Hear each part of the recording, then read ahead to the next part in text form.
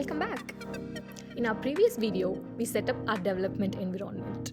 Today, we are implementing LoRA adapters, which is the core technology that makes our multilingual support system very efficient. But before we dive into code, let's understand what makes LoRA so revolutionary. Think about how humans learn languages. When you know English and you want to learn Spanish, you don't rewire your entire brain. You build on your existing language knowledge. LoRA adapters work similarly for our AI models. LoRA, which is low rank adaptation, works through three key principles.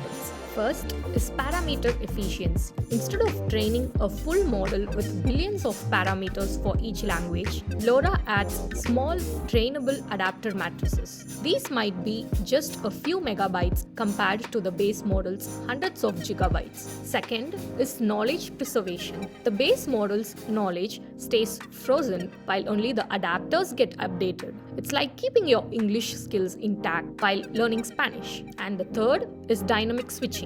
Adapters can be hot swapped during runtime. Imagine instantly switching between language experts in your head. That's what LoRA enables for our model. This leads to a crucial concept in deployment: memory management. Our base model stays in the GPU memory while adapters get swapped in and out as needed. Think of it like having one large reference book, which is the base model, and several small notebooks, which are adapters that you can quickly grab. Now that we understand how LoRA adapters work, let's implement our adapter management code. This component serves as the brain of our system, orchestrating how different language and domain adapters interact with our base model. The adapter manager requires several key components to function. We start by importing the necessary SDKs and initialize our LoRA adapter manager class. When we create a new instance of this class, it establishes a connection to SageMaker runtime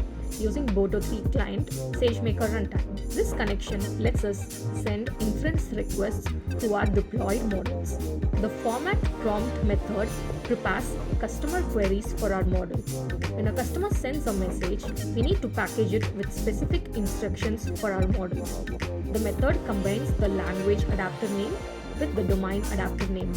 For example, ES Technical for Spanish technical support. We set the maximum new tokens to 512, allowing enough space for detailed responses, while also preventing excessive generation. The temperature value, which is set to 0.7, maintains a balance between consistent and creative responses. Setting do sample to true enables our model to generate natural sounding language rather than always picking the most likely words. Okay, now let's look into the invoke model method.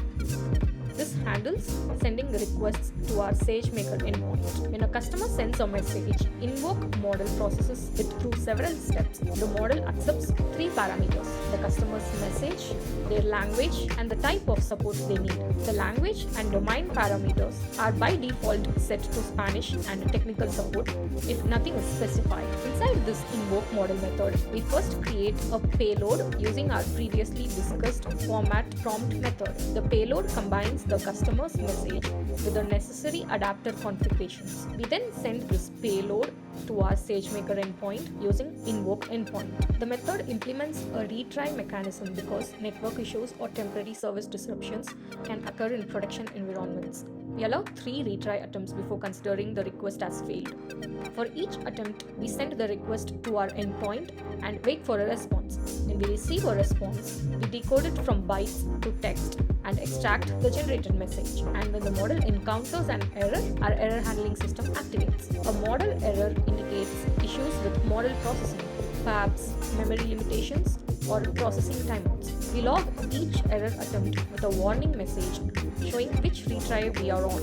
After each failed attempt, we pause for 1 second using time sleep. This delay prevents overwhelming the system and allows it to recover from temporary issues. Okay, that's it for today, and before we wrap up, here are some best practices. Always unload unused adapters and make sure to monitor your memory usage. In the next video, we'll integrate this adapter manager with our inference pipeline. We'll see how to handle real-time language detection, manage adapter switching in production, and optimize response times. You can find all the codes and the resources in the GitHub repository, for which the link is added in the description. Next up, we'll see the SageMaker setup and the inference pipeline.